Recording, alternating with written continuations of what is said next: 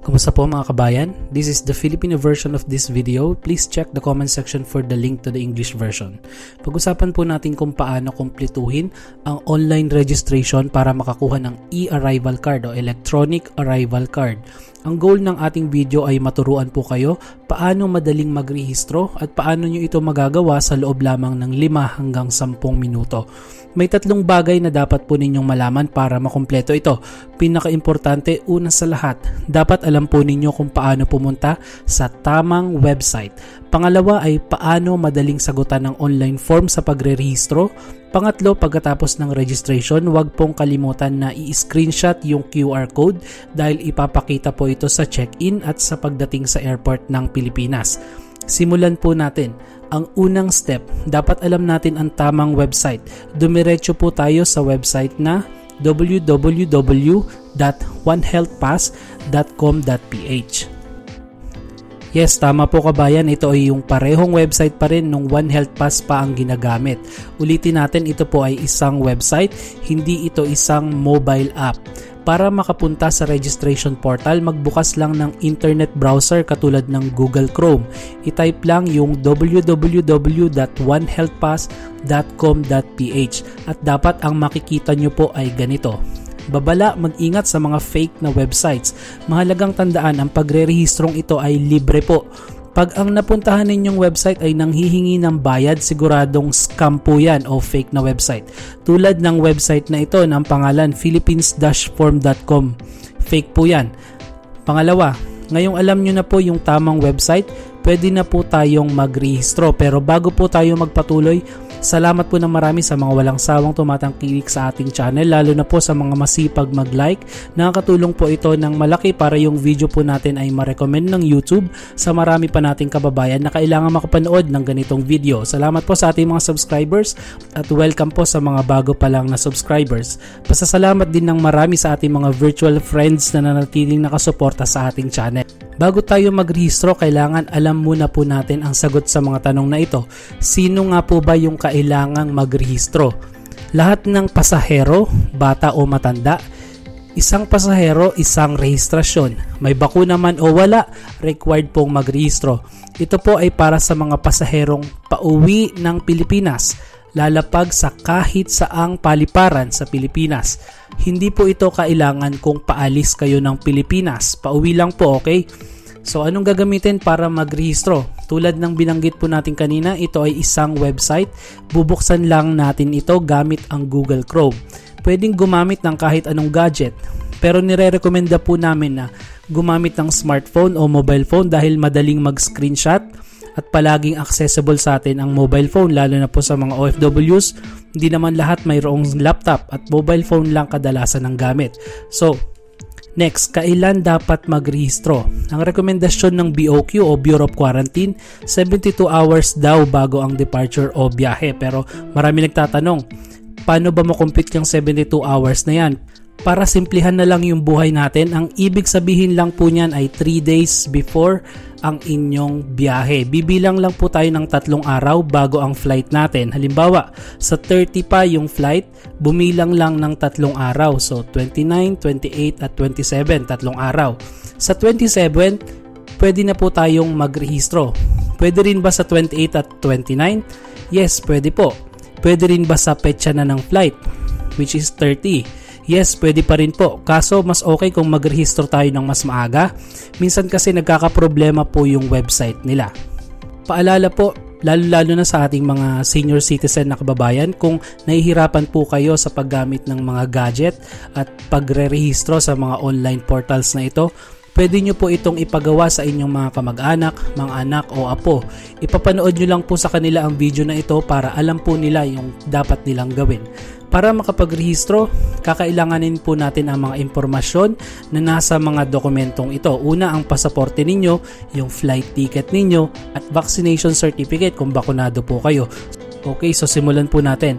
Pupunta po tayo sa tamang website na www.onehealthpass.com.ph gamit ang Google Chrome. Ito po yung dapat na makikita natin sa screen, e-arrival card dapat ang sasabihin. Basahin po yung impormasyon na nasa pahinang ito. Ang sabi lang naman dito, yung e-arrival card ang kapalit ng lumang One Health Pass registration. So, honestly po, mas madali na siya ngayon kumpara dun sa lumang One Health Pass. Okay, pangalawa, tulad ng sinabi natin kanina, magrehistro 72 hours o 3 days bago ang biyahe. Pangatlo, ang registration ay libre. Huwag po tayong magpa-scam sa mga fake na website. Pang-apat, narito rin po yung impormasyon tungkol sa latest protocol ng Pilipinas. Kung nahihirapan po kayong intindihin yung nakasulat dyan, huwag mag-alala dahil may video po kami na ginawa at pinaliwanag po namin doon yung protocol na ito. Nasa comment section po ang link. So, inirerekomenda po namin na panoorin nyo po ito kung hindi nyo pa napapanood. Okay, so mag-scroll down lang po tayo. Pagkatapos ay pindutin itong register button. Kung kayo ay OFW, non-OFW at dual citizen, pindutin ang Filipino National. Para naman sa mga former Filipinos at para sa mga foreigner ninyong asawa o anak, pindutin ang Foreign National. Basahin at sang-ayunan naman nakalahad sa pahinang ito sa pamamagitan ng pag-click sa maliit na kahong ito. Maaari ring pindutin itong Tagalog na opsyon para mabasa nyo ito sa Tagalog. Pindutin ang continue. Ilagay ang detalye ng biyahe. Sa mga kahon na nanghihingi ng petsa, makakakita kayo ng icon ng kalendaryo. I-click lang po natin yan at doon ay piliin ang departure at arrival date. Ang departure po ay departure sa bansang pinagmulan. Kung galing kayo ng Saudi, halimbawa, departure nyo po yan galing Saudi. Hindi po departure sa kung saan mang transit o layover. Ang arrival naman po ay arrival date sa airport ng Pilipinas.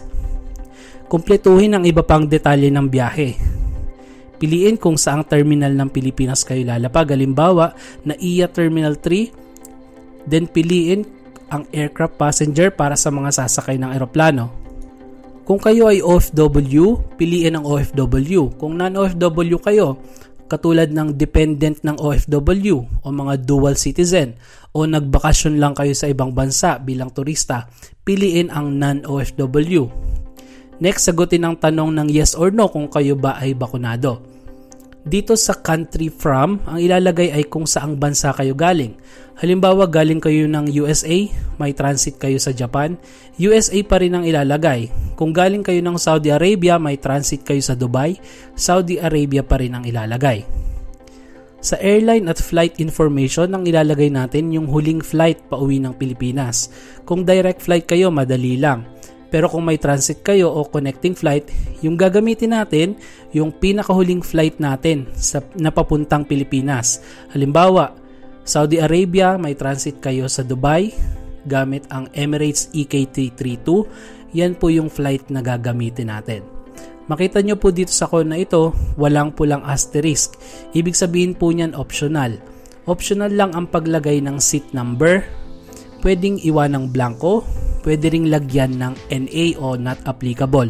Kasi hindi naman lahat ay nag-reserve ng seat number. Kadalasan sa inyo, sa check-in na po malalaman ang seat number. Sa occupation, piliin lang po ano ang pinakamalapit sa inyong trabaho. Kung wala dito, huwag magpanik. Piliin lang not stated o di kaya ay others, maliit na bagay. Ito po ang mas importante at dapat tama ang ating ilalagay. Sa pagsulat ng personal profile, isulat po ang pangalan kung paano ito nakasulat sa pasaporte ninyo. Kung pasaporte nyo, pangalan sa pagkadalaga, yun pangalan sa pagkadalaga ang gagamitin. Okay po. Ang suffix ay para lang sa mga may junior or senior, etc. Kung wala kayo nun, iwanang blanco lang. Kumpletuhin ang iba pang personal na impormasyon tulad ng kasarian, kapanganakan, civil status at nationality. Pagdating sa email, walang problema kung naka all capitals po yan. Then ibigay ang inyong personal contact number. Pipiliin lang yung bansa ninyo tapos ilagay yung numero. Ilagay ang address kung saan kayo tutuloy sa Pilipinas. Kung hotel po yan, ilagay ang address ng hotel. Kung sa bahay ng nanay nyo yan, address ng bahay ng nanay po ninyo. Ngayon, kung bakunado kayo, itatanong impormasyon ng inyong bakuna. Piliin ang petsa kung kailan ang inyong first dose. Pagkatapos, piliin ang brand ng bakuna na itinurok. Kung wala sa pamimilian yung bakuna, piliin ang other type of vaccine. Pero hopefully nasa listahan dapat ang inyong bakuna dahil yan po ang mga tinatanggap na bakuna sa Pilipinas. Ganon din ang gagawin sa inyong second dose, pipiliin ang petsa pagkatapos ay ang brand.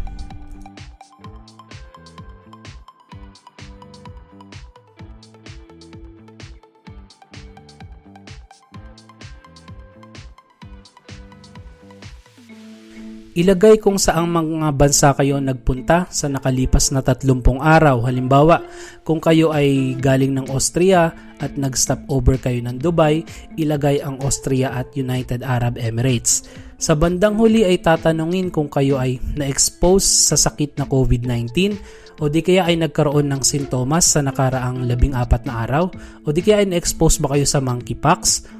Tatanungin din kung nagkasakit ba kayo sa loob ng 30 araw o isang buwan bago yung biyahe. Kung yes ay piliin kung alin sa mga nakalista dito. Kung hindi naman kayo nagkasakit, piliin lang yung no.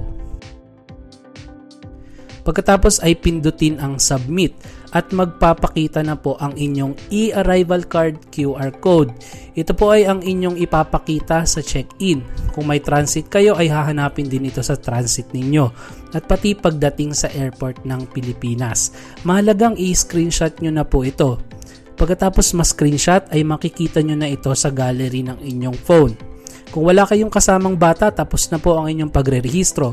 Pero kung may kasama kayong bata, kailangan nyo po silang gawan ng sarili nilang rehistrasyon. Ngayon pag-usapan natin, paano irehistro ang mga bata. Ang itinuturo po dito ay ang tinatawag na transaction number ng inyong rehistrasyon, yung nasa baba po ng QR code. Tandaan po ito dahil gagamitin natin ito mamaya para sa rehistrasyon ng inyong anak. Uulitin nyo lang po yung mga steps na pinag-usapan natin kanina. Pupunta sa tamang website, magre-rehistro. Ngayon, ang pinagkaiba lang, pagdating sa portion na ito, sa pagre-rehistro ng inyong anak, ang pipiliin nyo po para sa bata ay non-OFW. Kung hindi bakunado ang bata, pag tinanong tungkol sa bakuna, piliin lang po ng no. Kung bakunado, piliin ng yes. Piliin sa drop-down ng purpose ng visit, halimbawa ay to visit friends and relatives para sa mga magbabakasyon lang sa Pilipinas. Ibigay ang impormasyon ng bata kung paano ito nakasulat sa pasaporte tulad ng pinag-usapan natin kanina. Pagdating sa portion na hihingin ang contact details at email, gamitin lang po yung details ng magulang. Sa may bandang huli, tatanungin kayo ng transaction number ng magulang. Ito po yung binanggit natin kanina na transaction number. Nang nauna nyo ng rehistrasyon, ilalagay po natin yung transaction number.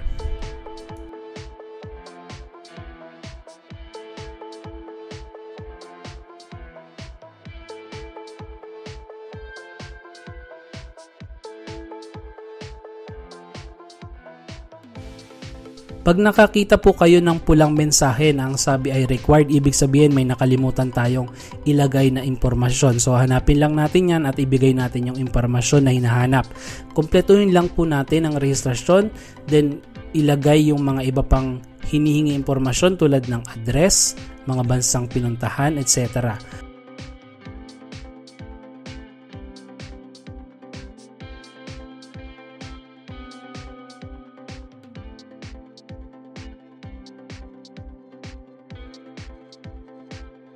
At sa huli ay isubmit at magkakaroon po ng bagong e-arrival card QR code. Huwag pong kalimutang i-screenshot ito dahil tandaan po na kada isang pasahero dapat may isang QR code. Maraming salamat po sa lahat sa inyo na nanonood ng videong ito ngayon. Lalo na po sa mga pumindot ng like button. Mabuhay po kayo. Hiling po namin ang inyong matiwasay na paglalakbay. Kung ang video po na ito ay naging kapaki-pakinabang sa inyo, maaari pong pindutin ang like button. Mag-subscribe sa aming channel para mas marami pang video na tulad nito ang inyong mapanood. Magkita-kita po tayong muli sa susunod na update. God bless you po.